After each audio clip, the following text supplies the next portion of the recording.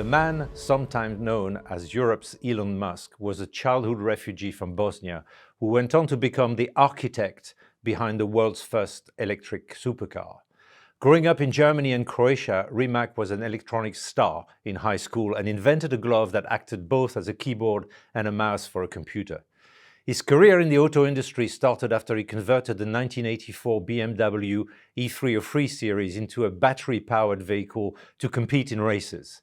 This caught the attention of a member of the Abu Dhabi royal family who asked him to build an electric hypercar. Now Rimac Automobili is a global leader in electric vehicle technology, selling limited edition supercar as well as supplying electric parts to the makers of performance cars. In 2021, Volkswagen luxury sports car unit Porsche agreed to join a joint venture with Rimac Automobili and handed Rimac majority control of the iconic Bugatti brand. Mate Rimac, it's a pleasure to have you at IMD. Thank you so much. And we're intrigued to start maybe with you as a person, as a leader. Where does your passion for cars came from? Well, I don't know. I just know the stories from my parents that I was crazy about cars before I could walk or talk. And as you say, I was born in Bosnia, which was at that time especially one of the poorest countries in Europe, still is today. And where I'm from, it's like the poorest region of Bosnia. So there were no roads and barely any cars there. And when the war started, my parents moved to Germany, and I was like 2 years old, and my parents tell me how crazy I was to see all the cars around me all of a sudden, just taking everything in. And I was just born with it for some reason, without my parents really having anything to do with cars. So I was just fascinated by cars all my life. And today, when I try to rationalize it, I have kind of an explanation to myself. But all my life I wanted to do something with cars, so I'm very lucky that today I am. Fascinating. And who did you have help, or did you credit someone to become an entrepreneur? Because from loving cars as a kid to actually decide to do cars is a big jump. So who do you credit? Yeah, well, it's a long journey. I mean, I'm not that old, but I feel like I lived several lives already. We moved from Germany back to Croatia 10 years later. And I was going to high school there. Basically, that's where it started. And I wasn't a great student, especially because it was very difficult for me to adapt from German school to the Croatian one. And the culture was very different, and it was a shock to me. But I was always fascinated by technology and cars. So I wanted to do something on my own, and I was building stuff in my garage. And my professor wanted me to go to competitions, like there was a local competition in the area, like for the school where I'm from. And I didn't want to go because I wasn't a great student. But I went because he wanted me to, so I did. And surprisingly, I won that competition. Then I went to the national level where I had even less hopes. But I won that as well. And then they sent me all around the world. And when I was 17 years old, I wrote 2 patents. I won a bunch of global awards. And then, I was 18 and I had to go to university and wanted to start finally doing something with cars, as I could have a driver's license. And I bought a 1984 BMW that you mentioned because that was the easiest way to start racing. I wanted to race. It had, of course, an old combustion engine, which blew up. And I had basically 3 heroes in my life. Nikola Tesla, who was also born in Croatia, and he invented the electric motor. And I was always fascinated by this electric motor and why nobody is making electric cars that are exciting, because at that time, 15 years ago, electric cars were boring, ugly, slow. Christian Koenigsegg, a Swedish guy who built his own car, an own car company. He started in 1994 and he was like a big hero to me. And Horacio Pagani, who did something similar in Italy. So these were my 3 heroes, and I was looking up to them. And when the combustion engine on my BMW blew up, I, inspired by Nikola Tesla, wanted to show that I can build a race car that's exciting and fun.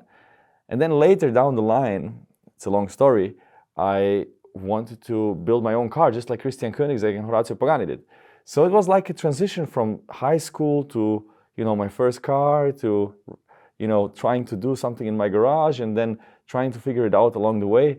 But the toughest thing was actually, everybody asked me, how did you get the idea? But that's like, I always say, ideas are worthless. People are coming to me with ideas. It's easy to have the idea to make a car, but the process to get there, the last 15 years have many times been hell. Yeah. I bet. And so you virtually strip the old BMW's engine, all the combustion out, and say we're going to stick an electric motor in there? Yeah, actually, my idea was to build in another engine, but that was too expensive to me, like from another newer BMW, but it was too expensive. So I was like, okay, when I'm already going to invest a lot of effort and money into this for an 18-year-old, I'm going to do something special. So I was the national champion for electronics. I was crazy about cars. I was fascinated with Nikola Tesla with his invention. So I was like, okay, I'll make this into an electric race car, which I did. And the first version, of course, was very basic, very rudimentary, like with forklift parts and so on, because at that time there were no electric car components available, which was a good thing. And basically, in the end, the only reason why my company exists today, because I started pretty early focusing on high performance electric stuff. I had to rebuild this all the time in my garage and make the car better and faster, and started competing. And that was at the time when nobody saw any electric cars on the road anywhere, let alone race cars with electric powertrain. So I went to races and everybody was laughing at me what I was doing with a washing machine on a racetrack. And I heard all the jokes like if they can charge their phones on my car and stuff like that. And it was, that was basically the best time for me, because I was building the car in the garage and then went to racing. And there I would have an accident, or the car would go up in flames or whatever, and I would bring it back to the garage and improve it. Next race, it got better, and then people started to pay attention. And that's where I got the first traction from also investors. So I picked that up. That was an interesting. So I was looking for the calls that you made. At one point, I think it was a Middle Eastern investor who asked you to relocate your production to the Middle East, and you said no, right? Yeah, well, I had no idea how to build a company, and it's very different than it is today. Like today, so much data and information is available on the internet. Like, we are here nearby Geneva, and one of the biggest things for a car guy was always the Geneva Auto Show. So I remember going to Geneva, to meet Christian Koenigsegg. I wanted, just to go there to find the guy, and I didn't know how he looked like, which is unthinkable today. You have hundreds of interviews of Christian Koenigsegg or myself, or of people like that on the internet. But at that time, I had no idea. So I went to the Koenigsegg stand, looked for the most serious-looking guy, and there was a very nice person who was willing to talk to me, and it was Christian's father, who pointed me to Christian then later. So, there was no startup culture, especially in Croatia. Like there was zero. There was no venture capital funds. There was no funding available. Nobody talked about that. How do you do like a seed round, an A round, a B round? Like I had no idea about this stuff. Because my BMW and my racing was in the media in Croatia, like, look at this crazy teenager building an electric race car. People knew about me, and a guy who worked for a royal family in the Middle East approached me and said, this is interesting. Like, I work for this family. They are always looking for opportunities. Like, do you have something to share?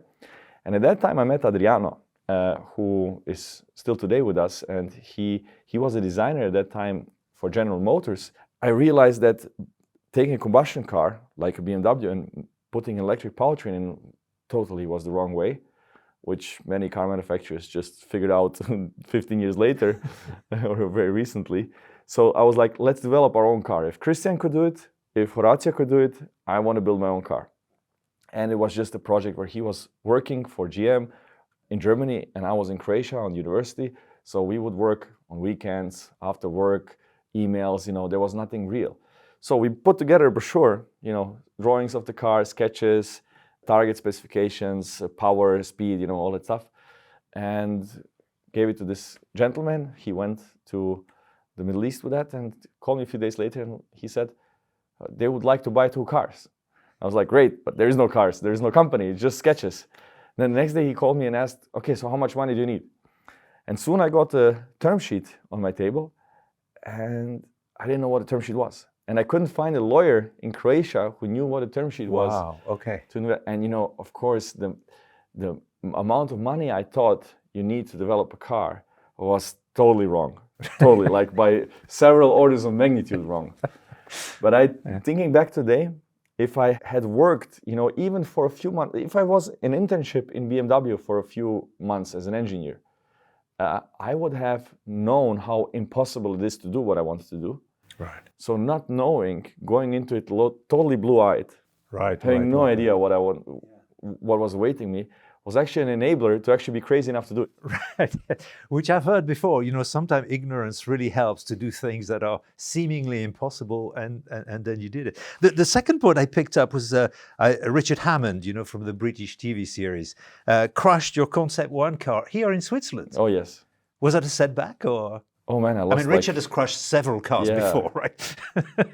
Oof, that's also a long story. Like, I'll try to compress it. In hindsight, everybody says great advertisement. Lots of people knew about our company because of that, but it cost me probably like at least 15 years of my life. Really? Yeah, because so we were like 100 people at that time. Right. And, we were always struggling. Like, I barely ever had the money on the account to pay the next salary. So it was always like fight for survival in the last moment. Like, we were on the knife's edge for most of our time. Like, just barely being above water, or oftentimes going underwater and, just jumping out in the last moment. So we were around maybe 100 people at that time when Top Gear wanted to test our car. And we were like, we were a very small company with super limited resources. It was our first product. You don't want to risk that something happens there. And they were really pursuing us, like pushing us a lot to give them the car. And whenever we came up with a reason why not to give them the car, like there's no charging infrastructure where you want to do it, they come up with, oh, here's a place where there's charging infrastructure. And, so they came up with solutions. We were like, okay, let's do it. So they did an interesting series with like the past, a fully combustion car, the present with the hybrid car, and the future with our car. And it was a week-long test here around Switzerland. They did races and all of that, and our car was blowing the others out of the water, like being a lot faster and so on. They loved the car, everything good. And the last day was this hill climb race, a rally here in Switzerland. And they had several runs of going up the hill. It was a Saturday. And I was in the company with a few other guys working on the weekend, and we have the telemetry coming in the car. And the last run, they were going up, everything fine. Our guys call us, we are done. After the week of filming, everything's ready, packing up, car worked beautifully, was the fastest, good, let's go. And then an hour later, I got the call, because it was like, let's do it one more time, And then I got the call, and I always remember it. He crashed, he's alive, the car burns. And I just couldn't believe that the car burns and that he had a huge crash. And that was at the time when we were struggling as a company like hell, just like we didn't know how we will survive, because an investor who was supposed to invest turned out as a fraud, long story. And we were struggling to find another solution. I didn't know how to pay the salaries already. The customers were nervous. The landlord was nervous, wanting to throw me out. All this kind of stuff happened at the same time, and then that. And that car was supposed to go to a customer, which was supposed to be cash into the company to pay the salaries. Now the car is gone. And like, do we even have insurance? Oh, we don't have, but the producer has. So we need to be nice with the producer. We cannot say what happened because we know what happened. We need to shut our mouths and say when they want us to say something. And otherwise we will not get the insurance money. So that was an ordeal where the media was speculating what happened if something was wrong with the car and so on. The car was burning for several days, batteries, right? So that kind of disasters, some are more public, some are within closed doors, happen while you grow the company. Luckily, we survived it somehow, but that was like really close. So by that stage, you're still very young. You've refused investment from the Middle East. You've had Richard Hammond, and this is a learning, right? To never lend a car to Richard Hammond. Okay, so you've learned. What else? What were your big learning as a leader there? Or what sort of things would you never do again? Oh man, it's a long so list. much. Now in the meantime, we have received a lot of investment. Like just last year, we've raised 550 million euros of venture capital, you want to call it, or growth capital. I sometimes like to say that my investors have invested €1 billion into my education. Right. So I hope I got something for it. No, you just learn so much by doing this stuff. I mean, they say you lead a different company every time it doubles. So I led probably 10 completely different companies. And there is so much learnings to take along the way. For example, some people who are amazing for the early stage of the company and are great at improvising and doing something quickly and getting it to 70% are, you know, the wrong people to take it from 70 to 100%. And what I realized, what it's best for the company is also best for the people. Sometimes it's better for people to not continue the journey anymore, for themselves also, to flourish somewhere else. So for different stages of the company, you need different people. Some people can adapt and can follow you all the way. I had to adapt. I'm not sure if I'm still the best person going from the garage to today a 2,000 people company. I think while my shareholders and the company believes that I'm still the best, you know, I will continue doing it. But there might be a point where, there will be for sure a point where somebody else is better suited to take the company further. And same with other people in the company. You know, some are great for the early stage, some are great for the late stage. Or other thing, like I would be very cautious about making any promises or announcements publicly, because you're being scrutinized at a later point on that. Like, for example, Elon Musk gets criticized a lot for making promises that he doesn't deliver. I mean, he over-delivers over the moon, literally, on other things, you know, but then he gets scrutinized about something he didn't, you know. So same with us as well, especially in a small country like Croatia, where we are totally out of the ordinary. And you know, we have achieved many things that nobody would have believed possible in that country. But on the other side, I get lots of criticism for something I said when I was like 21 years old, you know.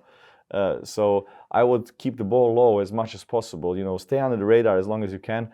Don't look for fame or anything like, or attention. Just, you know, close the door, work, do your work, and everything else comes later.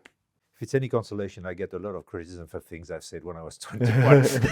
but let's turn to Croatia. So Croatia is a place for business, not a place who is hugely well known for its car industry, not a massive ecosystem of producers and component parts, I presume. How did you do business there? That was probably one of the hardest things, where I probably made my life 100 times harder than necessary, because I was so much wanted to do this in Croatia. No investors, no suppliers, no talent pool, zero, in terms of experienced people. Right. No customers. It was like doing it in the desert. And you know, when I told you about this first term sheet, I couldn't find a lawyer who understands what a term sheet is and what, you know, basic terms like drag along, tag along. You know, we had to learn all of this stuff the hard way. And it's not just the big stuff like having people who have developed already cars in their past. It's also small stuff like when you grow a company fast, like you need all of a sudden 50 chairs.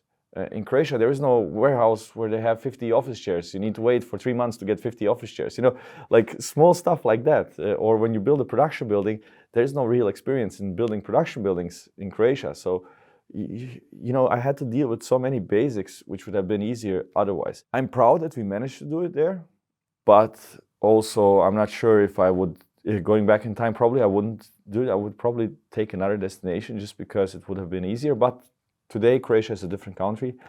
I think we and some others have trailblazed it. You know, now I hear a lot like from people now starting companies, fundraising. It's a whole nother world. Right. When they say they're from Croatia, where there is, you know, 2 unicorn companies. There's Infobip and Rimac. And everybody knows, okay, these companies are from there. Oh, of course, I have heard of that, you know. Oh, okay, you have a startup ecosystem, so it's easier for investors to invest and recognize the country, right, and so on. So you kind of acted as a guinea pig, raising everyone to build this infrastructure. Right? Well, I hope, yeah. And from us, you know, I mean, what Skype did to Estonia, after it was sold, there were many people, because of stock options, who all of a sudden had some capital. Plus, much more than capital, they had experience of building a global company. So we already have a lot of people who, you know, left and do their own thing, and I try to support them and help them. And there will be many more, and I hope there will be many more becoming really rich and doing interesting things with that once we list the company on IPO. Right. And turning to another question, so you've built this infrastructure in Croatia, but also in other places. We know today that, you know, a lot of other car companies are trying to de-risk their exposure to China, for instance. Is that something that you see as, wow, we've built this infrastructure, can we now leverage it? Oh yeah, I feel like we just built the foundations. Okay. And now comes the house, you know. So I never say that we have reached a goal or a success. I don't think that we are successful. I think we are on the pathway there, and we are going in the right direction. And I never felt better about the company's trajectory and position. And from here, now after 15 years of building this foundation, that can really be leveraged. So you see a big market for Rimac as a future company. Absolutely. Is that selling cars or is that components? Because we always, I remember Tesla was one of the big questions as well. It's like, do we stop making cars because it's too hard and just focus on the components? Is that something that you're going through as well, or? Both. Well, that's exactly the dilemma we had many times, and now with the Bugatti transaction, we separated the companies. So it's now Bugatti Rimac, which has the mission to make the world's best hypercars, right? Which is a very beautiful niche, but it's limited in growth. If you're luxury and the pinnacle, you cannot produce 10 times more. Right. Then you're not anymore in the niche. Sure. Yeah. So we want to grow that. So that's around, let's say this year it's 120 cars that we plan to do. That's around 400 million euros of revenue, quite decent. And going from there, we will expand that, but not, we'll not get that 10 times bigger. Right. Rimac Technology is the bigger company where we develop and produce batteries and powertrains for other manufacturers. That's where the majority of the employees are. That has unlimited scale, basically, because you can make batteries for cars, you can make batteries for many different things, stationary storage, for solar, wind, and so on. And as humanity as a whole electrifies more and more, energy storage becomes super important. Because basically, you as a human, or we as parts of the Western society, we have three thirds of the energy consumption we have. It's transport, which is today gas mostly. It's heating, which is also fossil fuels still today, and all the electricity that we use in our buildings. What we'll transition to as humanity as a whole, especially the Western civilizations, we will transition to the other two to electric as well. And to make that work, you need basically 3 times more energy, electric energy, covering for the fossil fuels. And there is huge opportunities. And I must say that's something that really crystallized in the last years. Until now, it has been an uphill battle. And I always say, I don't know if it was COVID or Greta or whatever it was, but the tide has changed. And now, really everybody's pushing to electrification. And so, and do you see, because with electrification goes also a number of minerals that are going to go up and things. Do you see a way of making the whole process much more sustainable? Yeah, absolutely. I mean, it's several elements to it, but when we talk about minerals, we don't have to reinvent the wheel. The batteries in cars, traditional cars, the 12-volt battery, the lead acid battery, it's toxic. But you know what the recyclate in Europe is for these batteries? 99%. You know 99. Why? 99. Very simple. Money. You have some valuable materials in it. When you change your battery or when you dispose of your car, whatever, that thing always gets recycled because you get money for it. Very simple. Same thing will be with batteries, high voltage batteries in cars, in electric cars or in hybrid cars. They have valuable minerals in them. And once you replace the fleet of cars with electric cars, it'll be a cycle where the same stuff will be going around. It's completely circular. Just I think personally there will be less cars because it's very inefficient. If you look at of course we all love our cars, we want to leave our stuff in it, it's our car, But as an asset, it's underutilized. Absolutely. We use it 4 or 5% of the time. And for some people it might be okay, for rich people who want to have a car and don't care that it's totally underutilized and their second biggest asset in their life after their home is just standing there, not doing anything. Fine, you can do it. But I think in the future, most of the people who will not want that big asset to stand around and not do anything will not own their own car. They will use it as a service, and then the utilization of cars will go from 4 or 5% to 60, 70, 80%. That's a different game. Asset. Yeah. Okay. Let me ask you something about Robotaxi, because I know you're looking at that as well. I got really excited, but it must have been 10 years ago when people start talking about that. Loads of hype, loads of competitors. Yeah. You believe that Robotaxi have a role to play in mobility? Absolutely. I mean, it's the same with every new technology. It's like, the inflated expectations and then, reality hits. The same hype cycle with every, big new technology. And we are now at the valley of the of the deflated Right. expectations, and now reality is kicking in. So we do work on robotaxi. We have a separate company for that, under the radar, Silicon Valley style stealth mode. Right. So we didn't show anything. We are working on that for quite a while now. We just got a big EU grant for that, and I truly believe in it because it makes sense. I'm a believer in, reason and sense, and what we talked about, utilization of vehicles. I think at some point it has to come to that. Of course, the human factor plays a big role. So you cannot just work in an Excel sheet and say, okay, this makes sense, so therefore it will happen. So one of the things that I think will not happen is these, big toasters that are just basically like trains on rubber wheels, where of course, per unit of car you have more people inside, but people don't want to share their private room. Of course, fine in some occasions to go in a train or a bus, but often you want to have your privacy and so on. So I think individual robotaxi transport will be, So I truly believe in that. Question is timing. Right. I think you can have working services within the next 2-3 years in geofenced areas, but substantial areas still, like majority of the city, not like super limited. But we'll see. Okay. And then maybe last questions. You've done so much. I know you describe it as 15 years of pain, but you've achieved an amazing thing. You get Porsche giving you the Bugatti brand, which is like Father Christmas, right? For if you like cars. Where do you see Rimac, whichever side, the component side or the car side, really playing a role in reshaping the way that the auto industry is going to develop, at least in Europe? I wouldn't say it's so grand. We are trying to do our best. I mean, it's 3 areas, right? Bugatti Rimac, that's more, let's say, the aspirational part. Right. It doesn't move the needle in terms of emissions or anything like that with these few cars. You can run them on coal, it wouldn't change a thing. Right. With the number of kilometers these cars are doing per year. So it's really crazy that the emissions apply to these cars, but it doesn't matter. But that's aspirational. That's what, what I as a kid had on the walls. Right.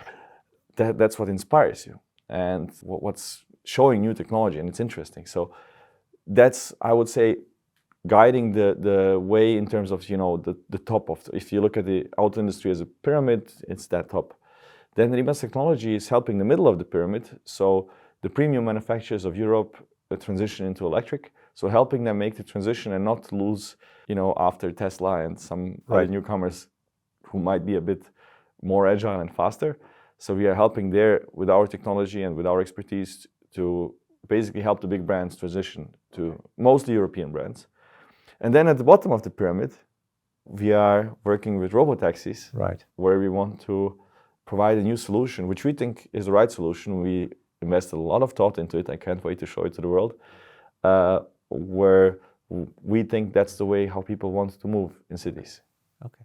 But you see the bulk of the money, so if I take a parallel, maybe there is potentially a way to be as Intel was inside for computers, you could be the Rimac inside for most of the electric mobility in Europe, right? Exactly. That's what we use also as a metaphor for ourselves, but more for the premium segment. So, there's lots of non-technology related things that you have to take into account when thinking about the automotive industry.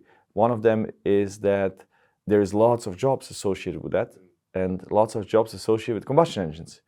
And you have unions. So when you lose the jobs in combustion engine plants, what do you replace them with? So even for some, I think it makes sense for the big manufacturers to make batteries and powertrains themselves. And they will do that for the bread and butter cars, for their core products. We are helping them more on those cars where the technological differentiation is more important. Okay. Yeah. Mate, it's been a pleasure. Thank you so much for joining us. We really appreciate having you here. Thank you. Thanks a lot.